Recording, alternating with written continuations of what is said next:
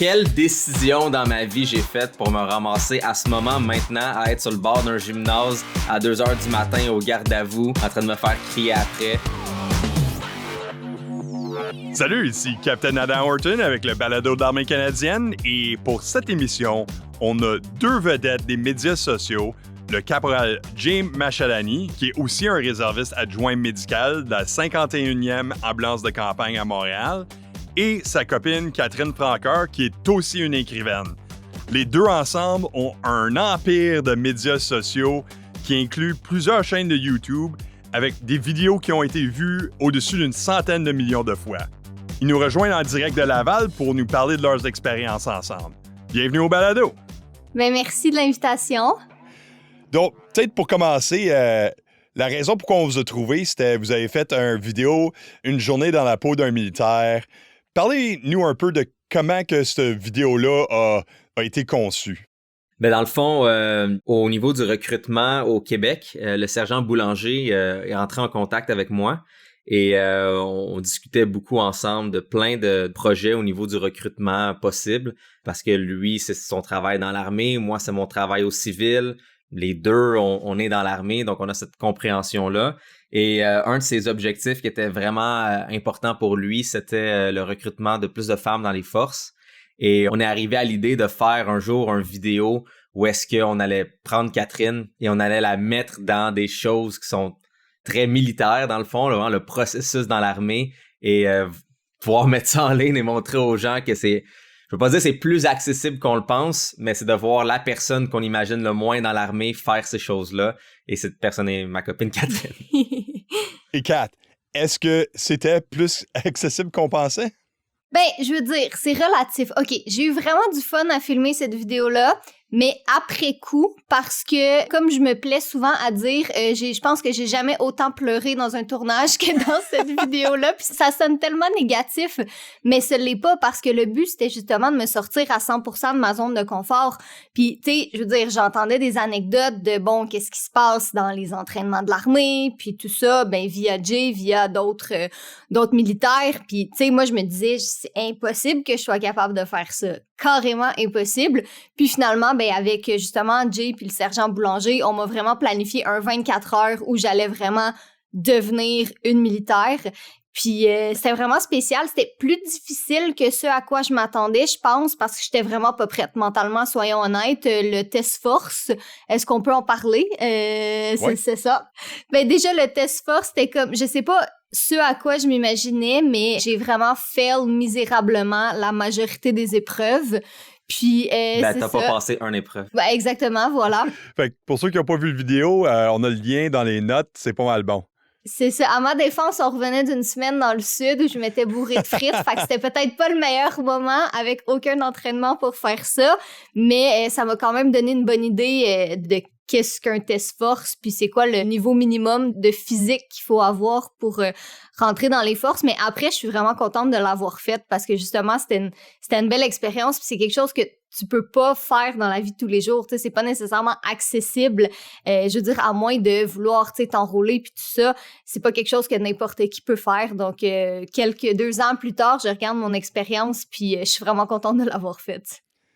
J'ai ri un peu quand vous avez dit j'ai jamais autant pleuré pendant un tournage parce que justement, je pense que c'est une expérience peut-être un petit peu même typique de tous les militaires qui ont commencé puis on vit un changement de culture assez inattendu des fois. Puis on sent des émotions au début avant qu'on s'habitue au processus. Puis vous avez vécu ça tout comprimé dans une période de 24 heures. Donc, c'est beaucoup, mais peut-être aussi on sent un changement en termes de caractère puis de résilience à la fin. Ben, c'est surtout que ça me mettait dans des situations, bon, tu sais, il y a des choses que c'était plus facile que d'autres, tu sais, comme aller, je pense que c'est-tu à Saint-Jean qu'on a fait mon magasinage, tu sais, de tous mes items, puis que j'ai essayé vraiment l'habit militaire au complet que j'avais jamais essayé toute ma vie. Fait que ça va, tu sais, c'était quand même, c'était cool, puis tout le monde était super gentil. Mais là, c'est quand, là, le nom de l'arme m'échappe. La C7 ou la C9? Qu'est-ce que j'ai tiré? Les deux. T'as tiré une C7, t'as tiré une C9. OK. La mitrailleuse, puis juste la carabine. C'est ça. Tout le monde était super gentil avec moi, mais quand t'as littéralement jamais mis d'arme dans tes mains de ta vie, c'est quand même impressionnant, tu sais. Fait que là, on essayait de m'apprendre comment, puis là, je l'avais dans les mains, puis là, ça marchait pas, puis là, je pleurais, parce que j'étais comme, OK, mais qu'est-ce que j'ai fait dans ma vie pour me retrouver là? Mais tu sais, c'est ça, je le regarde Ça, c'est la aujourd'hui. phrase que dans un QMB ou un QMBT, tu te dis tout le temps. Ouais, c'est ça. Quelle décision dans ma vie j'ai faite pour me ramasser à ce moment maintenant à être sur le bord d'un gymnase à 2h du matin au garde à vous en train de me faire crier après. Tu sais, toi, c'était quand même pas si pire parce que t'avais pas l'aspect conséquence. Non, c'est ça. Les gens voulaient ton succès, genre, Exact. de cœur et de joie. Nous, ils veulent notre succès à travers les larmes et la souffrance. C'était quand même... T'as eu un avant-goût. Oui, et puis aujourd'hui, je regarde cette vidéo-là, puis ça reste que... et d'un, c'est une des vidéos que les gens ont préférées sur notre réseau parce que personne s'attendait à ça. On l'a pas annoncé d'avance. On a vraiment, je pense, 24 heures au préalable. On a dit comme, hey, demain, on vous met une vidéo en ligne que vous auriez jamais pensé voir sur notre réseau. Puis les gens étaient vraiment impressionnés parce que, justement, c'est pas n'importe qui a la chance de pouvoir faire ça. Je me rappelle avec le sergent Boulanger, là, ça a été des jours et des semaines de préparation pour ça, pour vraiment faire un contenu qui est le fun, qui est engageant, puis qui montre un petit peu la réalité des forces, c'est quoi. Donc, on regarde cette vidéo-là aujourd'hui, puis on est tellement contents puis tellement fiers du résultat de ce que ça a donné. Là. Malgré, c'est ça, le fait que j'ai vraiment beaucoup pleuré, aujourd'hui, je regarde juste ça avec un sourire. Ben, puis je dirais que c'est peut-être typique d'une expérience militaire aussi, où on en regarde dans le passé sur les moments qui étaient plus difficiles, puis on se met ensemble, puis on rit de ça, puis on apprécie la difficulté du moment, mais plus tard, on se sent peut-être un petit peu moins négatif à propos du sujet des fois. Ah oui, absolument. Donc, parlez-nous un peu de comment vous êtes entré dans le domaine des médias sociaux. Tu y vas, j'y vais? Ouais, je peux commencer. Moi, en fait, j'étudiais au cégep en communication, puis je regardais beaucoup de YouTubers beauté à l'époque. Là, c'était vraiment le sujet qu'on voyait le plus. J'en regardais des Françaises, des Américaines.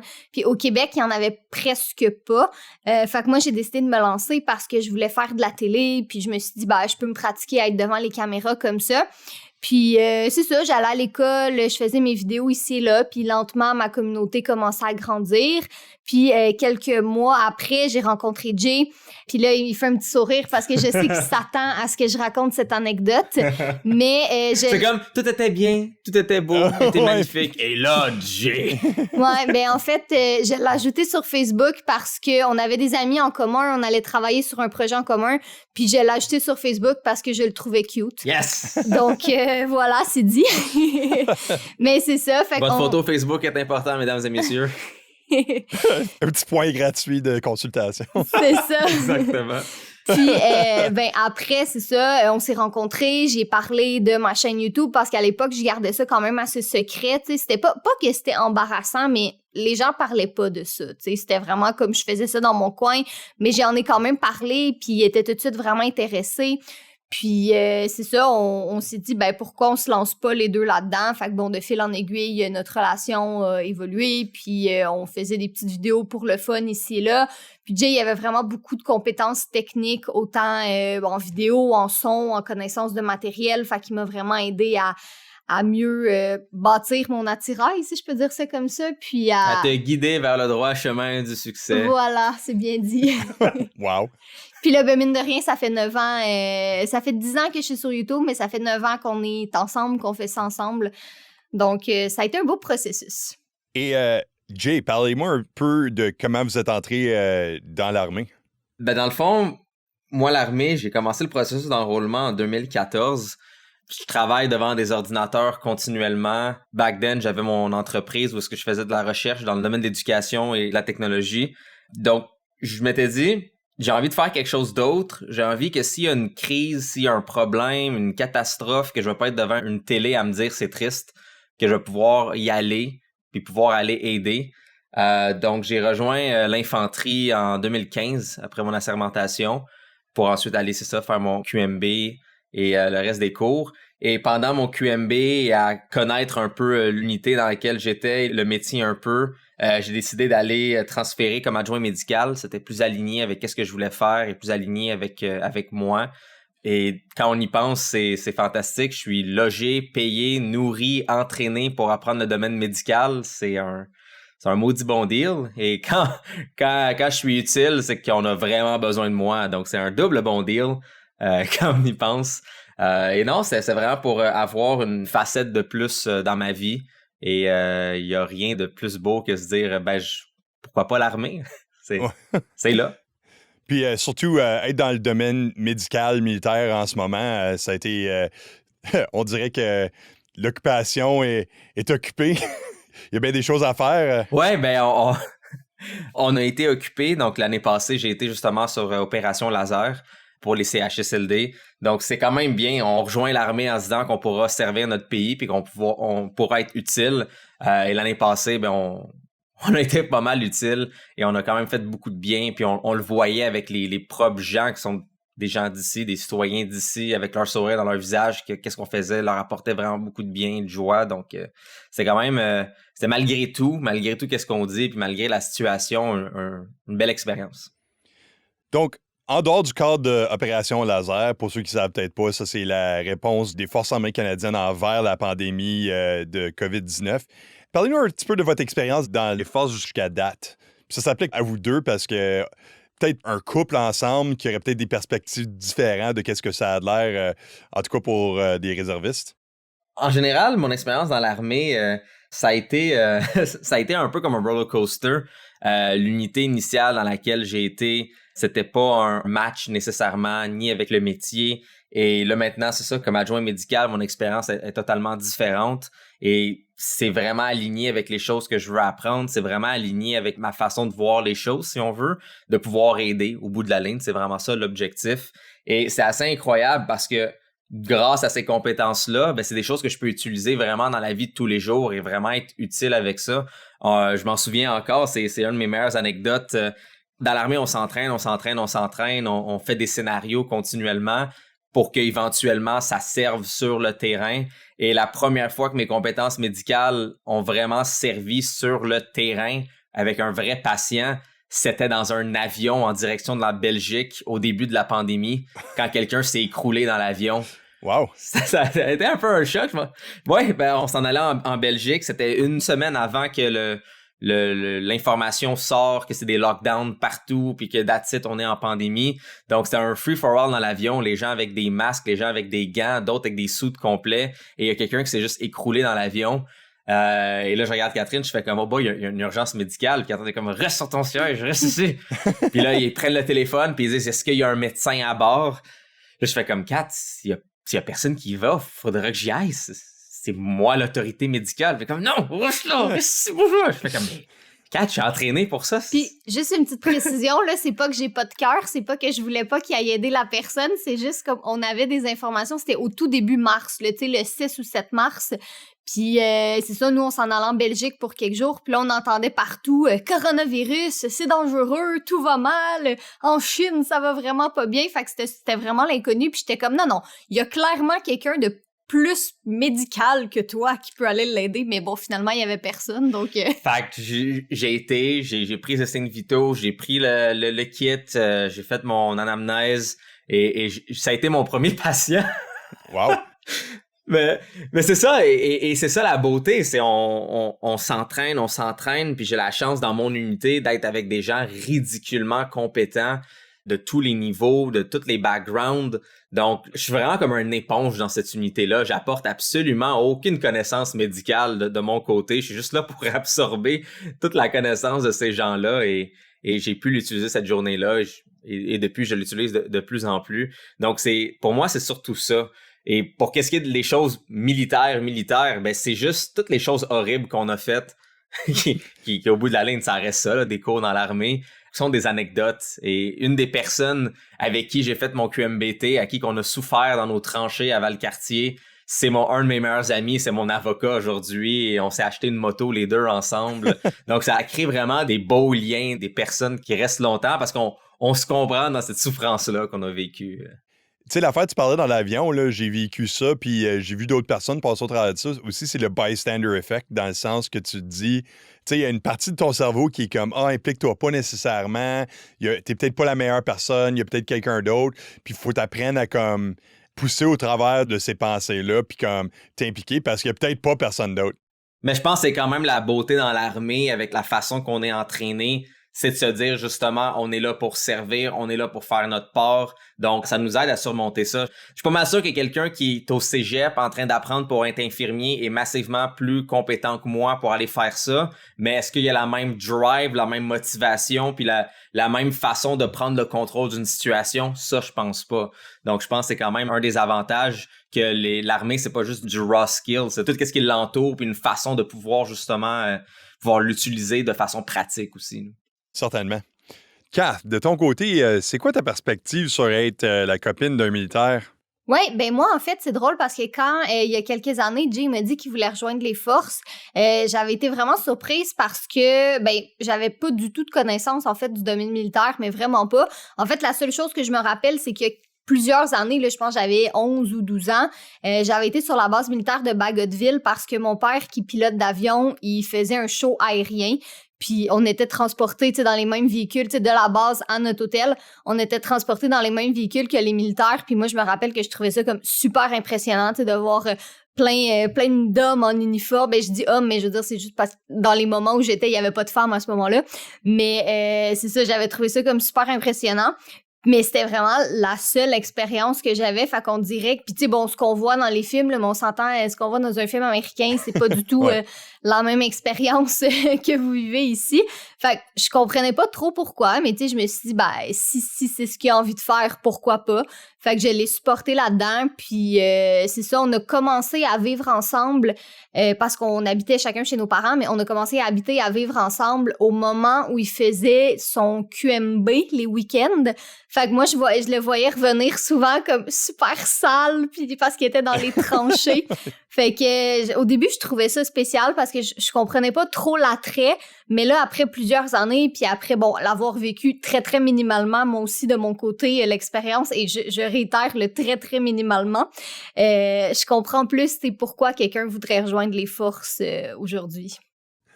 Donc, mettant votre expérience ensemble, comment est-ce qu'on surmonte le défi de communiquer avec les gens sur les médias sociaux? Ben, une des choses que je vois, c'est vraiment l'adaptation. C'est vraiment de comprendre comment ça fonctionne, de comprendre l'audience, comment ça marche, ces plateformes-là, comment ça marche. Il y a une façon que les gens qui sont sur les réseaux sociaux aiment recevoir l'information, aiment consulter l'information. C'est sûr que si on approche quelqu'un sur Instagram de la même façon qu'on se dit qu'on va l'approcher dans une foire de carrière ou qu'on va l'approcher dans une publicité à la télévision, le médium est vraiment pas pareil. Kath, est-ce que vous avez des opinions au sujet? Ben, je pense aussi la vidéo qu'on a faite justement avec le sergent Boulanger. Sergent Boulanger, il avait une très bonne compréhension d'où est-ce qu'on voulait s'en aller avec ça. On avait une idée très, très précise. Puis en lisant les commentaires de la vidéo, je me rappelle, moi puis Jay, au début, on avait peur que la vidéo fonctionne pas nécessairement aussi bien que qu'est-ce que Sergent Boulanger pensait, parce qu'on se disait c'est tellement différent comme contenu, les gens ne sont pas habitués à ça, fait que peut-être que ça les intéressera pas. Finalement, ça a été tout le contraire, justement parce que c'était différent. Puis je parlais avec justement le sergent, puis on lisait les commentaires, puis il y avait plein de jeunes filles qui étaient comme « Ah, moi, mon père, il est dans l'armée, puis j'aimerais ça y aller aussi. » Ou d'autres filles qui étaient « Ah, moi, j'ai 16 ans, fait que je vais regarder tranquillement parce que j'aimerais ça peut-être devenir infirmière dans les forces. » Puis je trouve ça super intéressant. Fait que ça nous a permis d'aller chercher, tu sais, ce qui était le but de la vidéo aussi, vraiment, de démontrer que c'est ça, comme Jay a dit, les forces étaient peut-être un petit peu plus accessibles que qu'est-ce que la majorité des gens pensent. Pour ceux qui ne savent pas, 90% de notre audience est féminin, je veux juste dire. Oui, c'est à ça, travers exactement. notre réseau. Exactement. Puis tu sais, même moi, quand je me remets au secondaire, à aucun moment j'avais entendu parler qu'il y avait des possibilités de carrière dans les forces armées canadiennes. Tu sais, moi, dans ma tête, c'était juste comme, à cette époque-là, c'était armée égale guerre, alors que c'est pas du tout ça. Je veux dire, à un certain point, ou peut-être, oui, mais pas pour beaucoup de gens. Fait que je trouve que c'est super intéressant d'amener cette optique-là à d'autres personnes qui savent peut-être pas qu'est-ce qu'ils ont envie de faire dans la vie, puis peut-être ça pourrait leur déclencher un petit quelque chose. Hey, le collège militaire, c'est hot là, quand tu y penses. Si tu sors du secondaire puis tu sais pas quoi faire, ça va au collège militaire, t'es payé pour tes études, ça rentre dans ta pension, t'auras genre comme 40-50 ans, puis tu te fais 50 000 par année, puis tu fais rien après. Là. Quand tu y penses, tu sais, il y a plein de choses dans l'armée, là, c'est fou pareil. Fait que c'est ça, avec les médias sociaux, ben ça permet d'aller chercher beaucoup plus de gens parce que, tu sais, ben, par exemple, dans une foire de l'emploi, tu sais, il faut que les gens se déplacent physiquement. Et d'un, il faut qu'ils sachent que ça existe, il faut qu'ils se déplacent physiquement, tandis qu'avec les médias sociaux, ben c'est instantané. Si tu vois quelque chose qui t'intéresse, c'est gratuit, je clique dessus, je le regarde, je prends les informations que j'ai envie avec ça, fait que ça permet déjà d'aller chercher un beaucoup plus grand public. Je veux juste dire un fun fact. Quand on filmait la vidéo, la première chose qu'on a filmé, c'était le test force. Et c'était vraiment drôle parce que Catherine était enjouée, Sergent Boulanger était extrêmement enjoué. T'sais. Pour Catherine, c'est comme « Ah, ça va être une vidéo qui va être le fun ». Pour Sergent Boulanger, c'est comme « Ah, good, ça va montrer les forces d'un nouvel angle comme je le veux ». Et à la fin, j'avais à gauche de moi Catherine qui pleurait disant comme « J'ai pas réussi à faire le test force, j'aurais de l'air horrible ». Et à droite, j'avais Sergent Boulanger qui était comme démoli, juste comme « Oh my god, cette vidéo, c'était la pire idée qu'il y a pas. Ça va backfire, ça va être bad ». Et il y avait juste moi au milieu, devant les deux, juste comme « J'ai un plan, tout va bien aller. On va changer un peu comment on va faire cette vidéo-là. On va faire comme si on le raconte, ça va être ça à coche. » Il était comme « OK », les deux, puis on a continué, puis j'étais content que... Ben, l'autre affaire, c'est comme... On parle de ça, puis la difficulté que vous avez eue avec la Task Force, mais vraiment, avec un peu de pratique, c'est facile. J'en doute même pas. C'est sûr. C'est sûr qu'avec un petit peu plus de pratique, puis au moins un minimum d'entraînement, puis pas manger des frites à tous les jours pendant 7 jours, ça aurait probablement mieux été. Mais même, tu sais, je regarde quand on me donnait les cours, un cours ultra accéléré pour comment manipuler les armes, ben au début, j'étais vraiment comme « Oh my God, j'arriverai jamais à faire ça ». Puis le lendemain, quand on a fait le tournage, j'avais la C7, la C9 dans les mains, puis j'étais tellement contente de l'avoir faite. Fait que c'est exactement la même chose pour le test force. Tu sais, je me dis comme un petit peu de bon vouloir. C'est comme on me cramait d'informations, puis c'était juste comme OK, ça. Les parties sont partiellement vers l'arrière. Vous aviez combien de cours pour apprendre à manipuler des armes? Beaucoup. Le QMB, c'est comme du côté de la réserve, juste en partant, c'est comme 20 jours. Ah, c'est ça. Moi, j'ai eu peut-être 3 heures avec... J'avais un excellent instructeur pour m'apprendre à manipuler l'arme, mais ça reste que 3 heures versus un QMB complet, c'est rien du tout. Mais c'était le fun. Là, je la regarde aujourd'hui, puis c'est comme... J'ai vraiment trippé, là. Donc, après tout ça, qu'est-ce qui vous attend dans le futur? Beaucoup de choses. Il y a un kid, déjà à la base, en février, on va accueillir un nouveau membre humain de notre famille. Félicitations. Donc, déjà, ça, c'est vraiment excitant. Merci.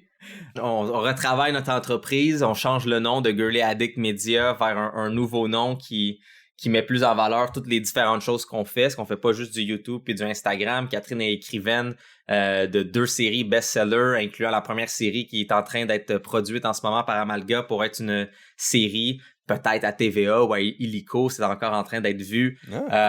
On travaille sur plusieurs projets aussi au niveau de notre espace sur le web. Moi, mon passage en CHSLD m'a redonné le goût de continuer de faire de la recherche. Et là, je le fais au niveau médical pour comment je peux essayer de trouver des solutions pour rendre nos CHSLD plus efficaces. C'est quelque chose qui est un projet plus long terme. Donc, on est bien occupé. Puis, dans mon cas, prendre un peu d'expérience comme médic et caporal-chef, ce serait la prochaine étape. Je vous souhaite bonne chance. Puis, je suis sûr que vous allez avoir les mains pleines. Merci encore une fois d'être venu me parler. Là, j'apprécie vraiment ça. Vous avez une super bonne histoire. Puis je souhaite la meilleure des chances en devenant des parents. Je suis sûr que ça va être un bon challenge. Merci encore. Merci beaucoup. Si vous avez la chance, allez regarder leur vidéo 24 heures dans la peau d'un militaire. C'est à peu près 20 minutes bien investies. Comme d'habitude, moi je suis Captain Adam Horton. Prenez soin de vous.